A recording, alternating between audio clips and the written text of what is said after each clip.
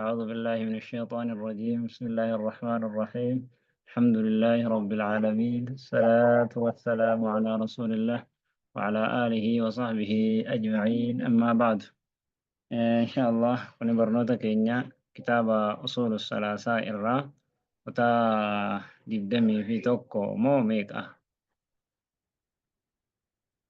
وتا ميكا فرادي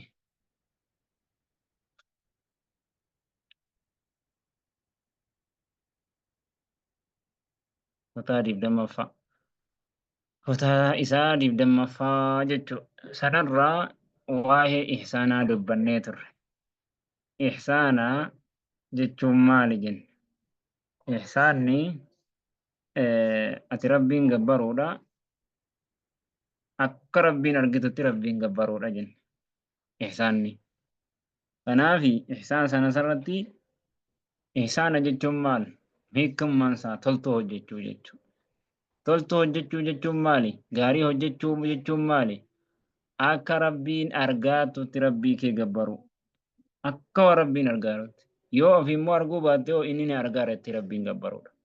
والدليل رقان قوله تعالى يتربي والتيت إن الله ربين مع الذين اتقوا ورين إسا صداتوا وجه ورين إسا صداتوا وجه والذين هم محسنون ورين قاري هجتنوا وجه والذين هم محسنون ورين تلتوا هجتنوا وجه قاري هجتنوا وجه أجتشو أما ربي إنما هندا وجن جرا جدا بقبرت وهو معكم ربي إني سني وجن جرا أينما كنتم بكم تاتني هندت جرا أست مو ربي والرئيس صدات وجه جرا والرئيس تلت وجه وجه جرا جتون أكمي ربي سني وجن جرا بكم تاتني تكجري نوم هندا وجن جرا تيجي هندا وجن جرا argaa isaatiin dhageettii isaatiin ammoo warreen maaliif kophaa baase warreen rabbi sodaatu warreen toltuu hojjetu kana jennaani maciyyaa khaasaa jedhan wajji jireenya kophaa isaanii wajji jiraa jedhan fakkeenyaaf ilmuma namaa tokko yoo ka fudhannu taane ilmuma namaa tokko wajji ilmuma namaa fakkeenyaaf as keessaa namni ilmaan ofii keessaas ta'ee yookaan maatii ofii keessaa jara hundaa'uu wajji jiraa jenna. Wajji jira garuu immoo nama qaalii isaa godhu nama ajaja isaa fudhatuu fi nama ajaja isaa hin fudhanne qalbii isaatiin wajji jireenyi isaanii tokko miti nama irra walitti dhihaatanuu qaban jechuudha. Kanaafuu kan rabbiitiin fakkeenya godhuu osoo hin taane ammisaala akka isinii galuuf hin godhe malee rabbiin fakkeenya ittiin godhamu kan rabbiidha subhaanahu wa ta'ala. Rabbiin makluuqa isaarraa wanni rabbitti fakkeenya godhamu hin jiru. Akka isinii galuufin taqriiba isinii dhiheessuudhaafin akkas godhe. Kanaafuu maciyyaa khaasaa jedhan. Akkamitti maciyyaa khaasaa akka isaan malutti maciyyaa khaasaa nasrii isaatiin gargaarsa isaatiin tumsa isaatiin kana hundaa wajjiniin kophaa isaan kanaa wajjin jira. وقوله تعالى أمسك ربي والتيتي وتوكل هركت أما ورين إسا صداتو وججرا خبا معيا خاصة وجنو إيدو قال فكين يام نمني توكو نمني أجج ربي قدو في قبروني ربي تي في مجرمني توكو فكين يافي نمني معصيا يروهن دهو جدو توكو يا ربي أصو جدي إنكي بلا ما في إنكي بلا namni immoo rabbi sodaatu gabrichi rabbii isaa sodaatu rabbii isaatiif sujuudu tokko immoo yaa Allah yeroo jedhe hoo rabbiin gabrichi rabbii yeroo harka isaa ol fuudhe gara rabbii duwwaa harka isaa duwwaa deebisuu hin qaanfataa jedhan. Egalee garaagarummaa nama rabbii isaa sodaatuutii fi nama rabbii isaan sodaanne wajji jireenya jechuudha.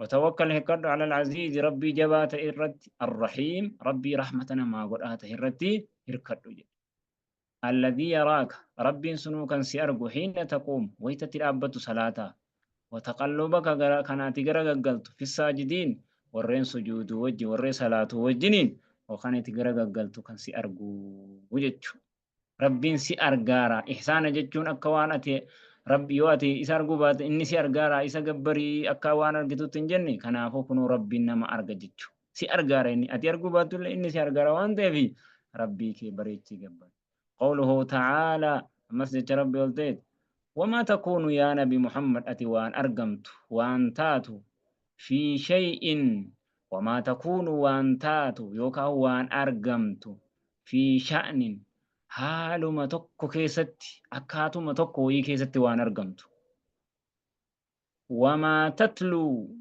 كانان تاما في ناقصة جدا أستي تام كانان كوني taammaadha. Kanaafuu wamaa takuunu waa hinaawiti. Waan argamtu fi sha'nin haala tokko keessatti waan argamtu.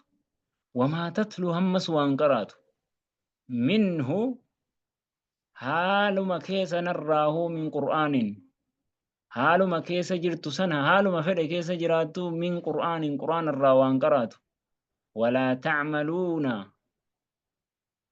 Walaa tacmaluuna.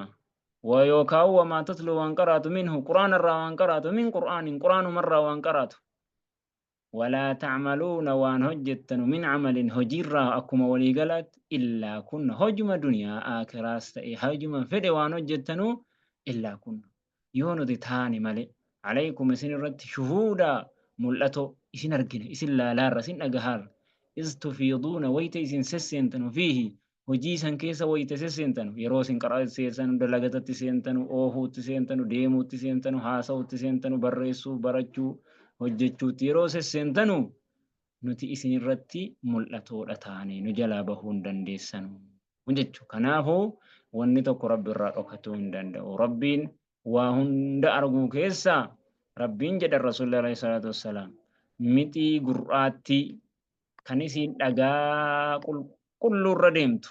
Dhakaa diriiraa mixii gurraattii halkan dukkana keessa kan isiin deemtu isa akkasii rabbiin argaa. Dachii torban keessa kan isiin dachii torban keessa dhakaarra dukkana keessa kan isiin deemtu isii akkasii dhagaha. Sagalee shakamsaa isii deemsa isii dhagaha jedha. Subhaanallah. Wahuwa as-samiicul basiir. Kana هذا وصلى الله وسلم وبارك على محمد وعلى آله وصحبه أجمعين.